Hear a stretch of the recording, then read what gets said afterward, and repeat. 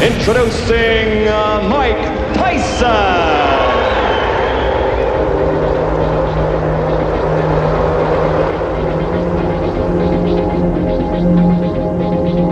I want a good, clean, hard fight.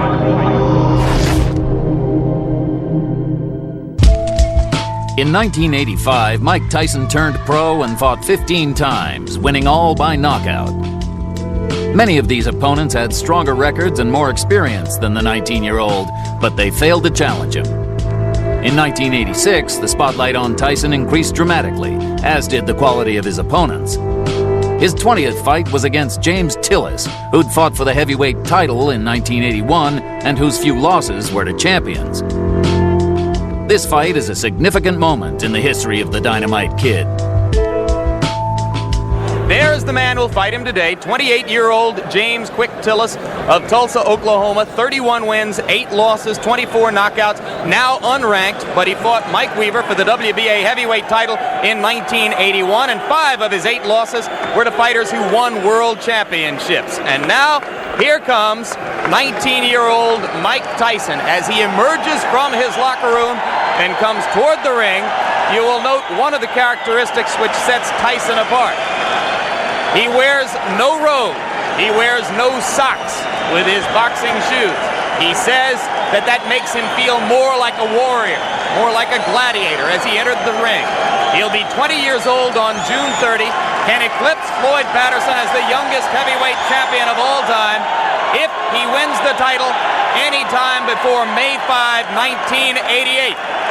And there is already discussion behind the scenes in boxing of a possible match between Tyson and WBC heavyweight champ Trevor Berbick as early as December of this year.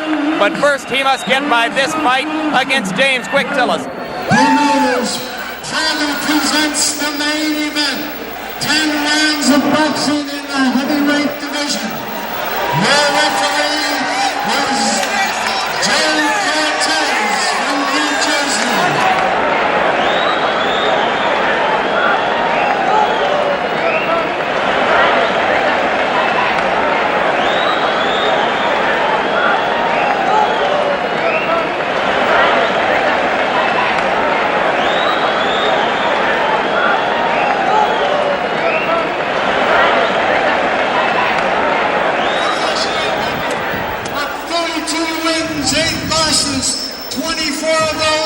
By knockout, James "Quick" Tillis.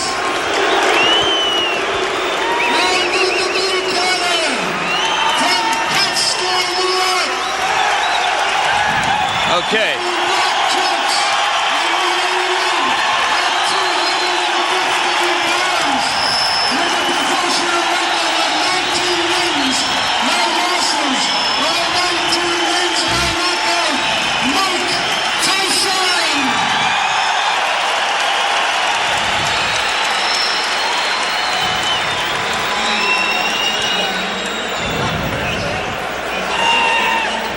Back in Glens Falls, New York, as you look at the tale of the tape between these two heavyweights, the significant stat there, both fighters entered the ring somewhat lighter than in their more recent appearances. Tyson, in his last fight against Steve Zowski, was over 220 pounds, today at 215. And Tillis, in his most recent bout with Terrell Biggs on January 25, fought at over 214 pounds. Today he is 207 3/4. The referee is Joe Cortez.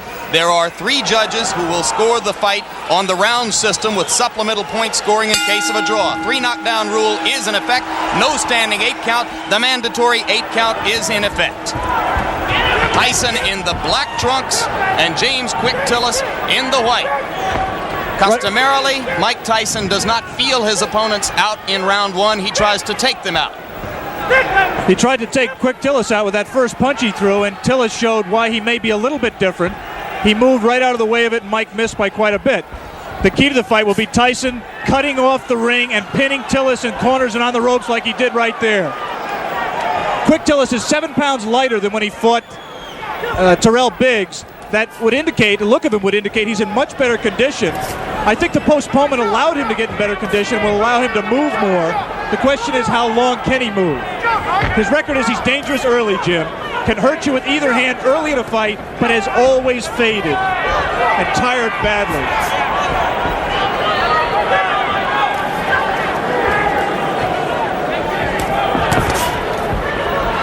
Tillis delivering the left jab and following with the right. He is not running away from Tyson, and Tyson goes to work on the body. Some say that what sets Tyson apart is the intensity and the effect of his attack to the body. It is amazing to see such a young fighter understand so well the importance of body punching. Generally, it takes a veteran to understand that by punching to the body, you can take all that movement away from James Tillis, and that's what Mike Tyson plans to do.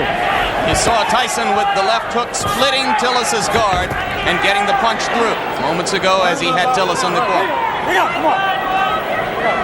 Joe Cortez, the referee, the only one of the 3 judges in Las Vegas a few weeks ago who scored the Larry Holmes-Michael Spinks fight in favor of Holmes. That was an excellent right uppercut by Quick Tillis, which is a punch that should be effective against someone who comes in burrowing in like Tyson does. For some reason, Tillis landed. He was so shocked he grabbed.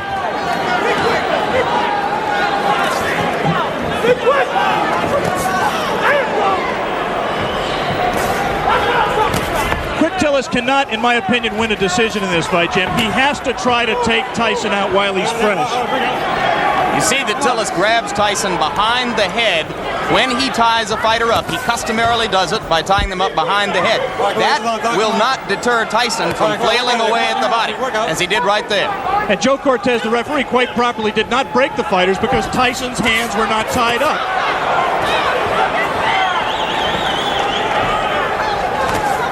Again, the right uppercut just missed that time by Tillis.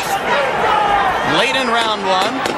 A round in which Tillis has not acquitted himself too badly, as he has managed to stay away from Tyson's thunderbolts, although he just took a right hand.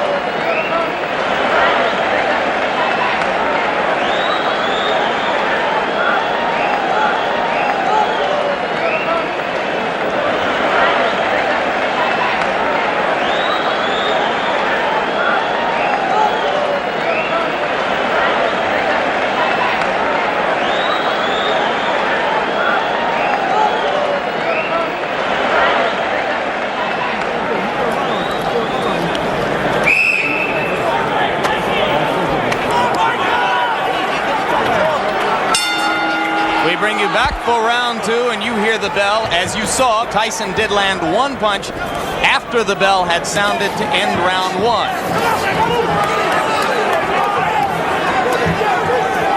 Most people in boxing, if they're looking for a way to beat Mike Tyson, believe it will be done by a fighter who is able to move and punch effectively on the move, as Henry Tillman did in winning 2 fights from Tyson in the Olympic trials as amateurs. All right, bring out, clean. Come on. Tyson just landed 2 solid left hands.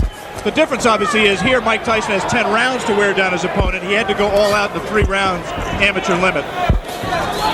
Lost to Tillman in the Olympic trials.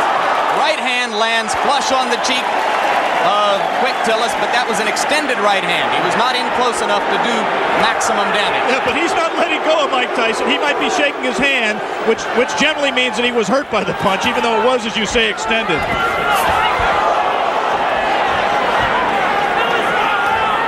Simply a matter here of Tyson finding the range. He can't be too far outside, but he can't cut so close that he allows Tillis to grab him, as Tillis will always do when Mike lets him.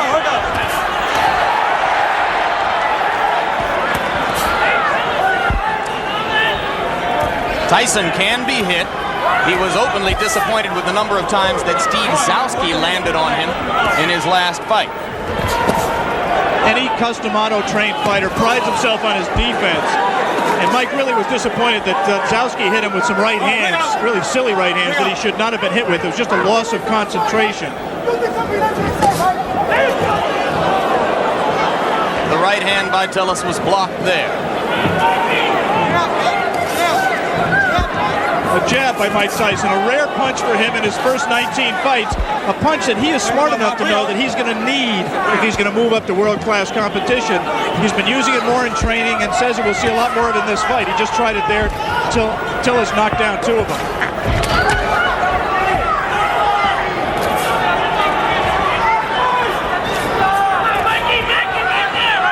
Good head movement by Tyson coming in. For the moment, Tyson is not nearly as busy as he has been in some of his previous fights against much lesser opponents. No doubt a sign of the respect that he must have for a fighter of Tillis' experience. There's the punch that, in my opinion, is going to win the fight for Tyson. It's that right hand to the body. He won't knock Tillis out with it, but he will wear him down and bring his hands down so he can land punches to the head. He got him with the left. And you saw Tillis staggering backward momentarily. Not seriously hurt, but Tyson has begun to break through the guard around the face. And there's a right hand as Tyson continues to land and round 2 ends. You're okay.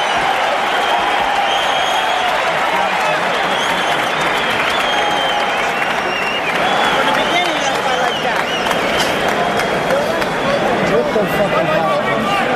Turn the supersonic on. Stop to the right hand. You're throwing the uppercut. You're throwing the uppercut. You're landing it, but you're not throwing the hook behind it. He's open for the hook and you land the uppercut. Okay? Double with your jab. Take that half step and you throw the right hand. Okay, baby? There's good shots to the body on this too. Seconds out. Seconds out. Back in Glens Falls, New York for the beginning of round 3. More than 8,000 people here in the Glens Falls Civic Center. Almost all of them rooting for the fighter that Upper New York State thinks of as its own Mike Tyson. Right now, all of the aggression is out of Mike Tyson. He is keeping his distance. He's trying to learn how to box with James Quick Tillis. It is not, or has not been to date, his fight.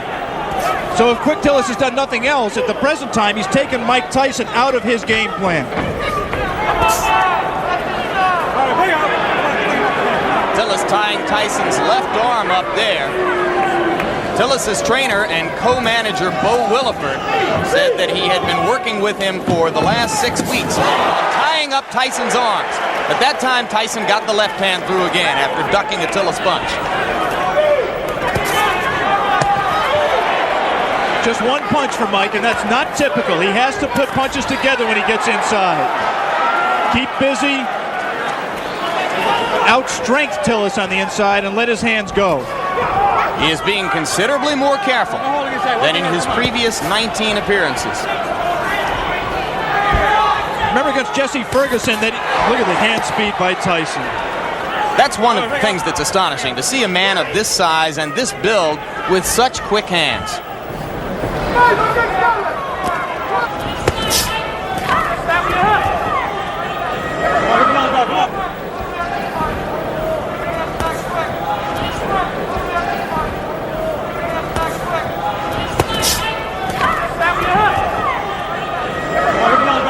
I was saying in the fight against Jesse Ferguson, Ferguson fought a negative fight, fought to survive for the most part. The punch that turned the fight around was a combination, actually, a right to the body and then doubling with it, coming right up the middle. Let him go. Looks to me like Tillis is open for an uppercut up the middle the same way. Come on, get those arms out. Come on, work out of there. This is an important learning experience for Mike Tyson. He's going to have to be able to handle a Quick Tillis to get to the top of the even. He is right now. Tillis is making the mistake of trying to trade with Mike Tyson. He should be moving off the ropes. Instead, he got into a little bit of macho there, and Quick Tillis is not going to be around long fighting that way. Again, he scores with the right uppercut. Does Quick Tillis. Repeatedly, Tillis has scored with the right uppercut. But Tyson is beginning to wear down Tillis' defenses, particularly when he catches him against the ropes and then releases the hands. Round 3 coming to a close, and Mike Tyson warms to the task once again as the round comes to a close.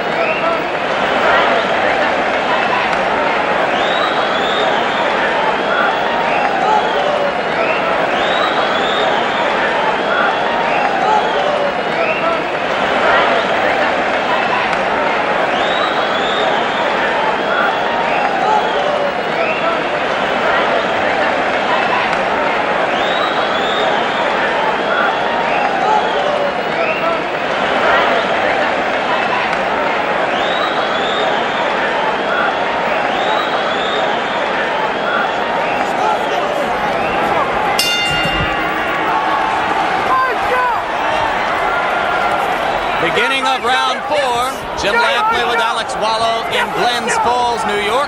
If you are scoring in rounds, as they do here in New York State, I had the first round even and have given rounds 2 and 3 to Mike Tyson. Right hand lands on the point of the chin, but he didn't get all of it. And a good left hook by James Tillis. And again, inexplicably, Quick Tillis grabs after he scores the best punch he scored in a couple of rounds. He should put punches together, punch in combination, and he might give Mike Tyson more trouble than he wants. He also can't lunge in with that left hook like that because he's going to get caught. And having felt what Tillis has to offer in the way of the uppercut and that one left hook which scored, Tyson now appears to be a little less shy about stepping up inside. Tillis is landing punches. He's landing hard punches, and interestingly, Mike Tyson is taking them. I mean, he doesn't want to get hit with them, but one of the questions about him, as it is with all developing fighters, is can he take a punch? Quick Tillis has had people like Carl Williams on the deck twice, Greg Page on the deck, Marvis Fraser hurt. He can punch when he's fresh like this. Switches left-handed. Tillis is a converted southpaw. Punches hardest with his left hook. Fought as an amateur. Fought as a southpaw as an amateur. Turned around in the middle of his amateur career.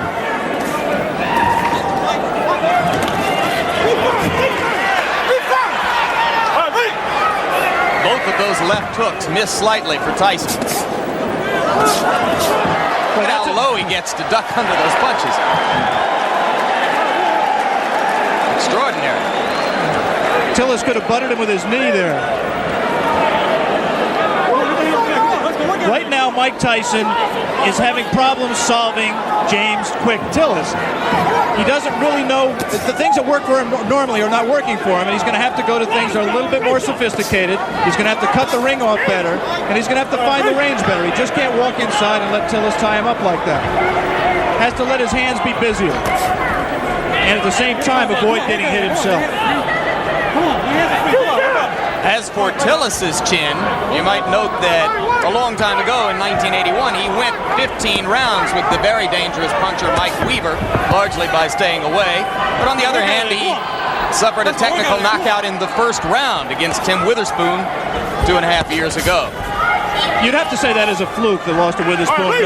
Tillis claims he slipped on some water in the corner and was distracted before he got punched. Again, he lunges in and gets caught!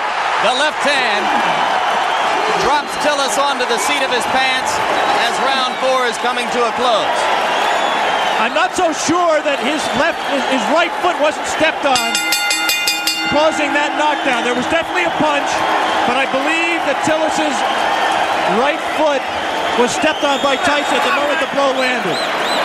All right, let's stay right here and take one more look at the knockdown. I'm clearly wrong. That was just a clean punch. He was off balance. We said that Tillis could not lunge in with the left hook.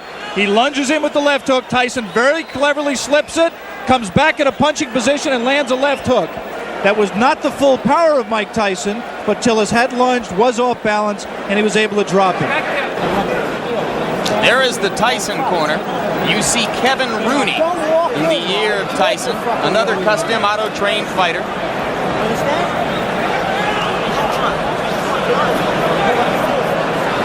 The longest Tyson bout was the fight against Jesse Ferguson. A TKO at 1 minute 19 seconds of the 6th round. Now round 5 begins here in Glens Falls.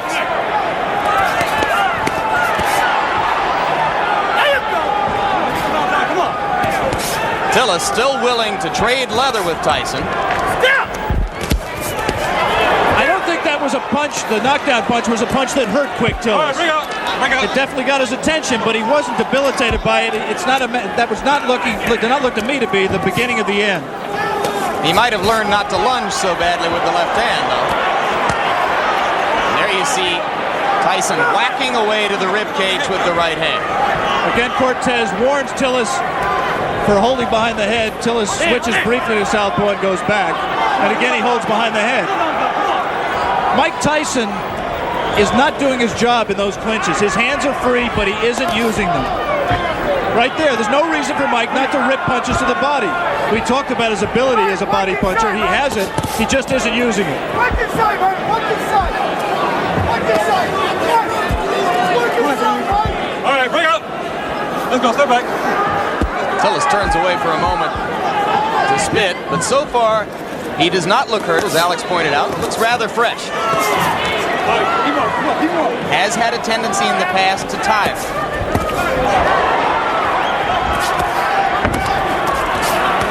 This is not a good round so far for Tyson, who is missing more punches than he lands.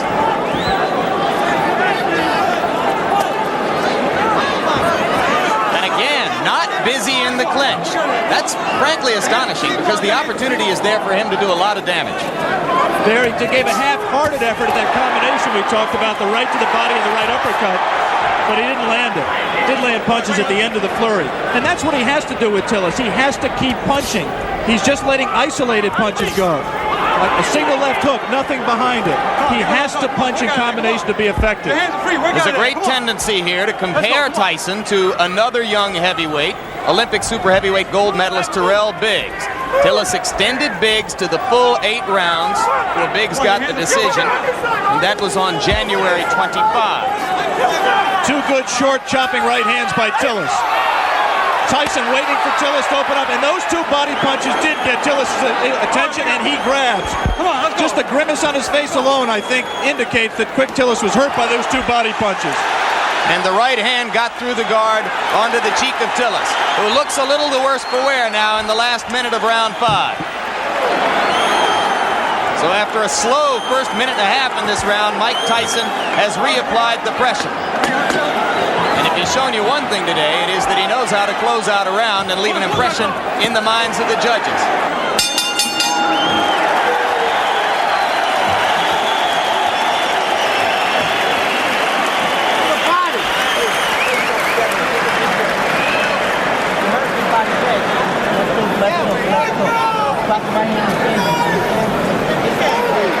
Spirit time.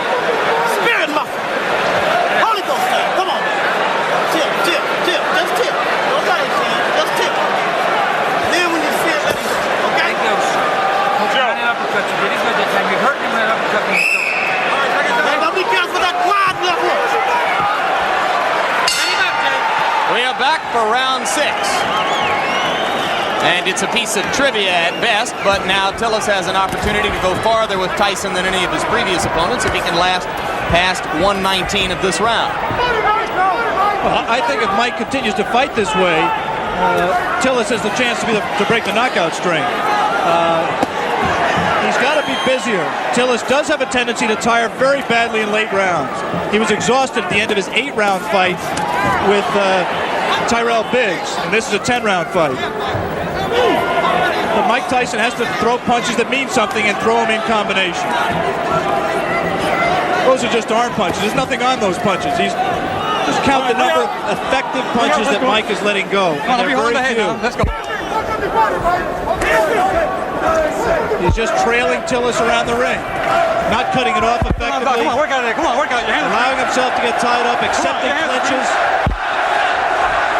Now the crowd begins to implore Tyson to give them something a little bit more exciting than what he has demonstrated here.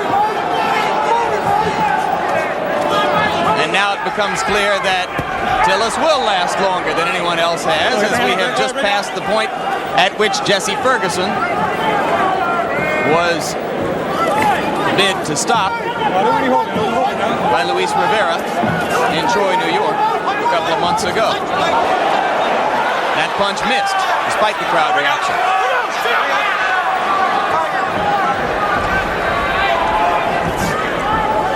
Since we are talking about the possibility of the fight going the distance, scoring at the halfway point, I've given Tyson 3 rounds, Tillis 1 round, and 1 round even. I did not score the 4th round, which is the round in which a knockdown, a 10-8 round for Tyson. I only gave it a 10-9 round for Tyson because of the fact that Tillis was dominating the round up to that point. The point system is, of course, supplemental only. The round system stands up unless there is a draw. Personally, Alex, I have it 4-0-1 for Tyson. I've not given Tillis a round. All right. Let's go. Come on. There's two ways of looking at what Mike is doing. One way is to say that he's pacing himself, he's waiting for the opening. The other way is to say that he's getting frustrated and getting taken out of his fight. There was moments ago a brief combination to the body of the kind of rapid-fire punching that you expect from Tyson, but that was one of a very few times, perhaps the only time in the bout when we've seen it. But again, he comes on at the end of the round. We are all the way through round 6. Mike Tyson and James Tillis.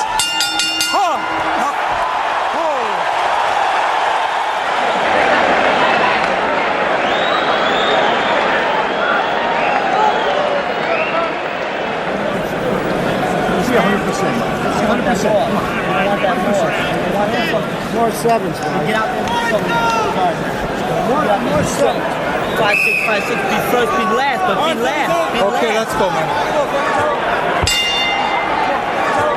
For the first time in a professional career, which began 13 months ago, Mike Tyson enters round 7.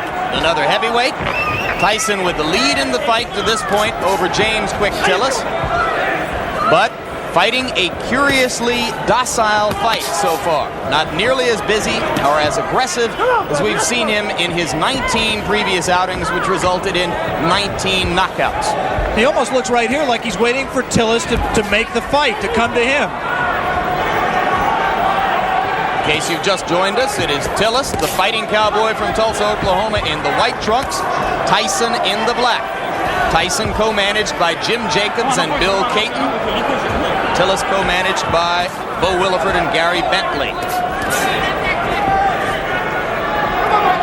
One curious thing that we learned before the fight about Tillis' condition, we said he's always tired late.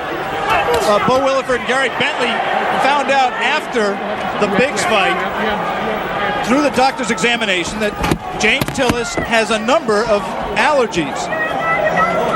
Among them, allergic to milk, citrus, and wheat, which could make things difficult for a fighter who, on the day of a fight, eats wheat cakes, drinks milk, and orange juice. Let it go, come on, let it go, James. We have to assume that that was not his pre-fight meal today. He actually was eating mainly cranberry juice. But it has helped his stamina, and I think he also trained harder for this fight. He realizes this fight means everything to him. He has lost 4 of his last 5. And Bo Williford told me last night that if Tillis were to be knocked out today and wanted to continue as a fighter, he would do so without the help of Bo Williford. Yeah, this is career time for James Quick Tillis. Incidentally, if you're not a boxing fan and Tillis looks familiar to him, you may have seen him in the movie The Color Purple, where he had a brief part as Henry Buster Broadnax in the juke joint scenes. Spent 2.5 weeks with Steven Spielberg and crew in Los Angeles, where they called him Dark Gable. There's a right hand by Tyson. And the uppercut. Tillis is not noticeably hurt by that punch. But he's cut. There is blood above his left eye. Exactly right. Mike was a little bit extended with the punch, did not have the proper range for full power. Now he's at the right range, though. He lands something here. This is where he can be effective. Again, not punching at the body when Tillis grabs him behind the head. Tillis landed a left, didn't seem to faze Tyson at all. We will stay here between rounds, as it is Tillis who tries to flurry at the end of round 7, with the blood now seeping out from an apparent cut above the left eye. Bill Nunnery does the cuts for, well, actually Bo Williford is doing the cut himself right now. Doctor in looking at it. As we look at Tyson's corner, the action is in the opposite corner, right there where they are working on James Quick Tillis' left eye. Let's take a look back at the action from round number 7.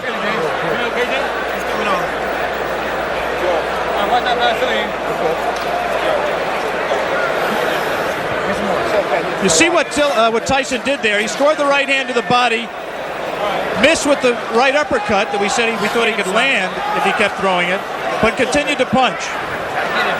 And eventually that will pay dividends. He has to continue to back up Tillis and continue to cut the ring off on him to be able to score effectively. I want to give James Quick Tillis credit. He's been in with a tough young bull, and he's fought harder and stronger really than I've ever seen him fight in his career, including the time he fought for the title. He is showing something that a lot of people have questioned over his career, and that is his heart. He's cut, he's taken some brutal punches, and he is fighting back, moving and still trying to win this fight.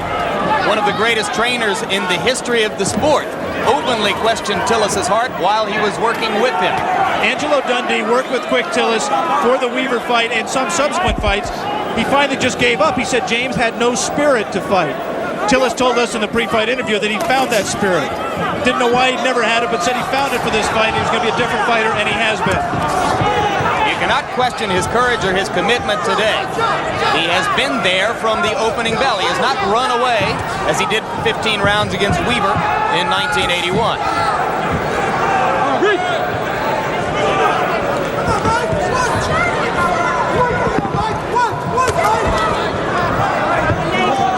Tyson looped that right hand, and you have to wonder if perhaps Tyson is getting a bit anxious. We are into round 8. The knockout string has been a prominent part of the marketing and publicity which has surrounded Tyson's rise. It won't be quite the same if he's 20-0 with 19 knockouts. There's no question that up till now, if the fight continues this way and goes to a decision, Tyson, in my opinion, will win the decision, but the Mike Tyson mystique will suffer. He has not scored a knockout. He has not really hurt Quick Tillis, even though he has knocked him down and cut him. And he's let Tillis stay in the fight when other fighters, such as a Tyrell Biggs, really had Tillis out of the fight and in more trouble. In fairness to Tyson, we should repeat, Tillis appears to be in much better condition for this fight. Could that, in fact, Alex, be good for Mike Tyson? Yeah, I think ultimately you're exactly right, Jake. This kind of a fight is absolutely essential to his learning experience. It's obvious for a fighter who punches with as much power and who places as much of his fight plan on power as Tyson does, that any kind of movement cuts down on his power because it doesn't let him set himself as well. It was inevitable that he was going to have to learn how to fight a guy who could move and box. It's good that he's fighting one like Quick Tillis to get that learning experience. And maybe if he has to go to decision to win the fight, then there won't be as many people asking every day, when are you going to fight for the championship of the world?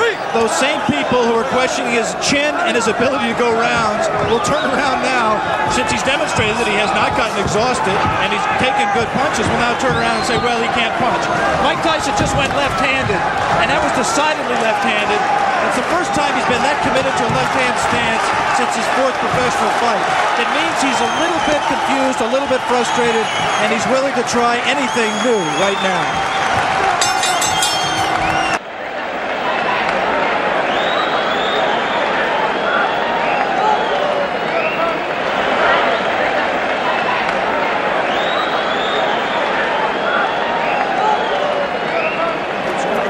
Fights up for grabs, man. Fights up for grabs right here. Come on, you gotta pull it on. Jab, get in. Put pressure on behind the jab. Don't walk straight in. You're not moving your head. Get the jab. You're not gonna move your head. You gotta punch. You gotta just keep punching. Exchange with this guy. Yeah, we can hear that now. You move your head. Come up, punch. Fight wide open.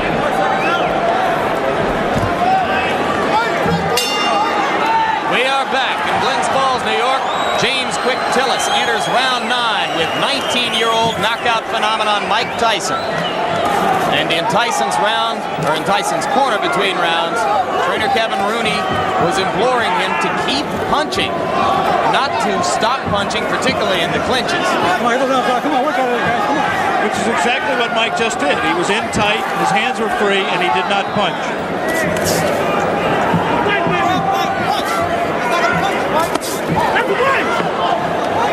This Mike Tyson looks very much like the Mike Tyson who lost 2 close decisions to Henry Tillman in the heavyweight trials for the Olympic Games in 1984. He is confused by the movement. The movement does not allow him to hit a stationary target, and therefore he can't set himself as well. We have not seen the evidence of the jab that Mike Tyson said we would see. And Henry Tillman recently scored a first-round knockout over Bash Ali in a cruiserweight fight. Could he be, in his own way, Alex Wallow, progressing at just as impressive a rate as Tyson? Well, Henry Tillman was very impressive winning the North American Boxing Federation Cruiserweight title by scoring a sensational first-round knockout over Bash Ali, as you pointed out. It's difficult to judge. First of all, I haven't seen all of Henry Tillman's fights. And second of all, he hasn't fought in the same division as Mike. He's been fighting as a cruiserweight. There's not as much talent down there. It's difficult to say. I was very impressed with Tillman against Bash Ali. He will be inevitably a future opponent of Mike Tyson, as will Terrell Biggs and a number of other these young heavyweight prospects. Coming up immediately after this fight, our coverage of the Kentucky Derby, beginning of ABC Sports' run through the Triple Crown this spring. Right now we are in round 9. Mike Tyson well ahead in the scoring, or so we would judge it, against James Tillis, but looking for a knockout to keep his 19 knockout string alive.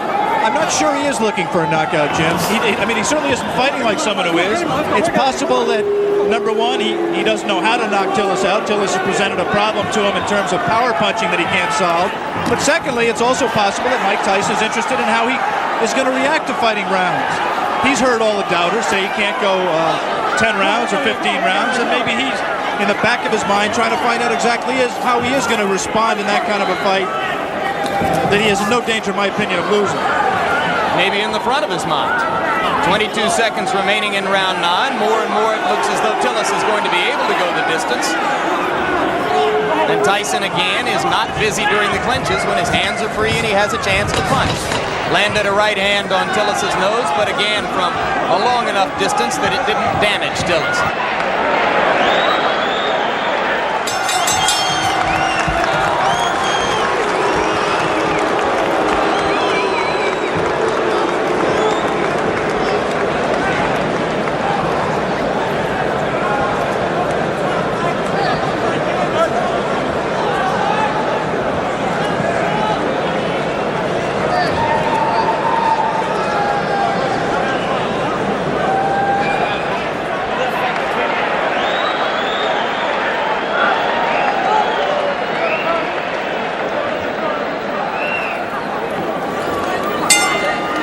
Back in Glens Falls, New York, round 10. The crowd tries to liven itself up, try to provide some encouragement to Mike Tyson. Most of them have come here today hoping to see a knockout and, frankly, expecting to see a knockout.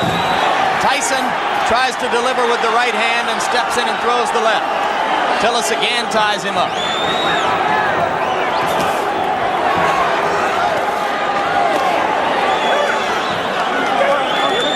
James Tillis is still a dangerous fighter. This is the most power and zip he's had in his punches at this late stage in a fight that I can ever remember. Tyson knows it, and I just don't think he's going to take any unnecessary chances. You can be sure he wants to keep the knockout string alive. But he also is just not going to take any unnecessary chances. He wants to win a decision, win a fight. He'll be 20-0, still undefeated, and in his mind, I think, still well on his way to a heavyweight championship. Could Tillis have revived his career somewhat, even with a loss, if he stands up? Well, this certainly is a respectable showing, and there certainly will be notoriety to the man who broke Mike Tyson's knockout string, especially if Mike resumes the knockout string after this fight. Always difficult to know why a crowd is booing. You can't psychoanalyze 8,000 people. I think it's possible that they're disappointed in Mike's performance. They came here wanting to see him do what he's done in his previous 19 fights, and he doesn't appear at this point to be going all out to satisfy them. Landed the left hand, but Tillis stood right there. Cut is no longer a problem. It has been effectively stopped. Tillis comes straight in.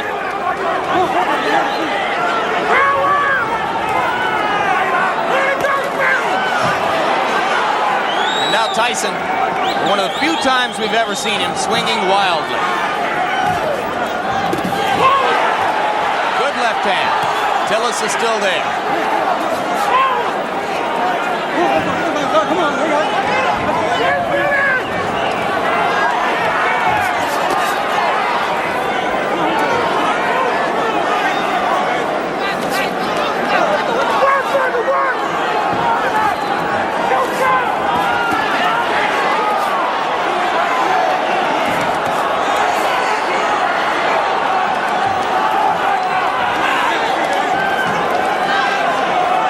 Well, there will be very little doubt about the decision here. The scoring might be slightly different in Tulsa, Oklahoma. Tillis continues to give a good account of himself. And backs Mike Tyson up onto the ropes, which is a first. A little of Tyson's own medicine. It will be interesting to see how Mike reacts to this. Closing with a flurry. The bell is going to sound.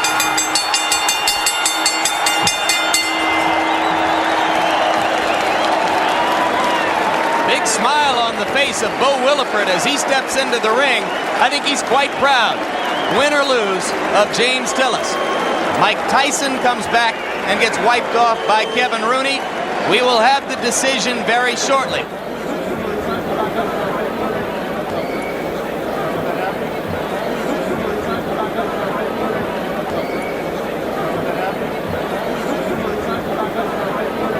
In the middle of the ring announcer Paul LaFleur with the decision. Ladies and in this gentlemen, fight. here is the official score. Judge Bernie Friedkin scores it 6 rounds to 4. Judge Al Reed scores it 6 rounds to 4. Judge Tony Moretz scores it 8 rounds to 2. Decision and still undefeated, Mike Tyson. So for 19-year-old Mike Tyson, moved the record now to 19, or make it 20 wins, no losses, 19 of them by knockout.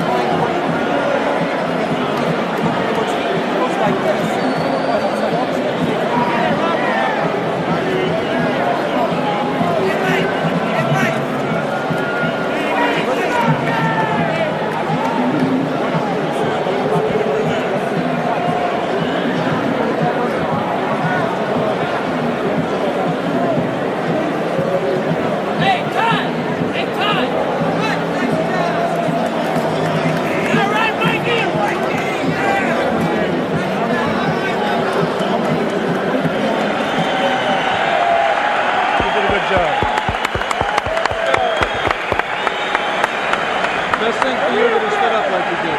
It's the only way you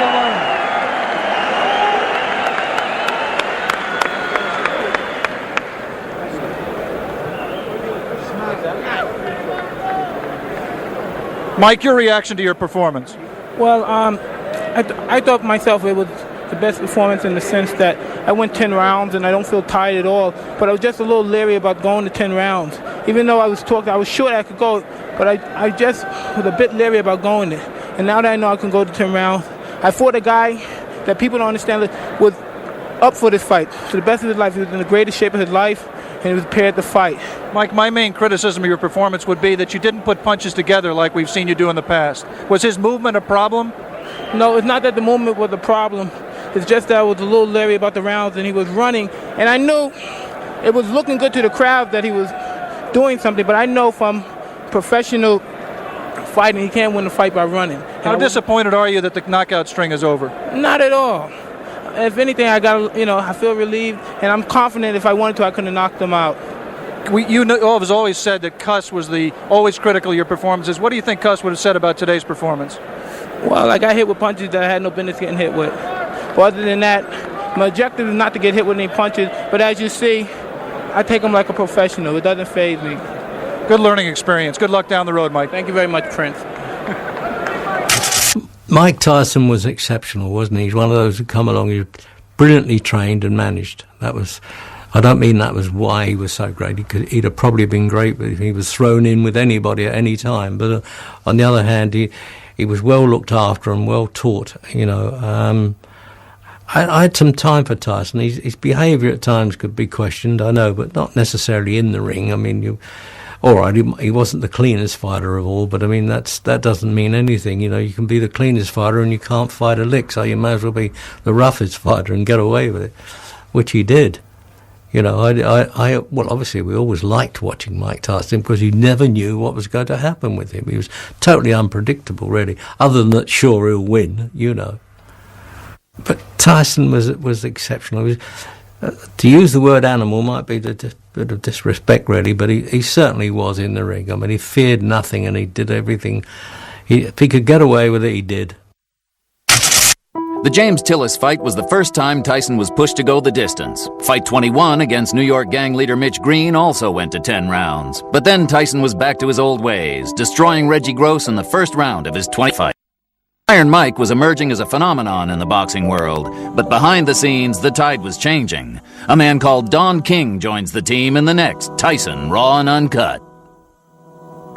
Mike Tyson! I believe he will be the youngest heavyweight champion of all time.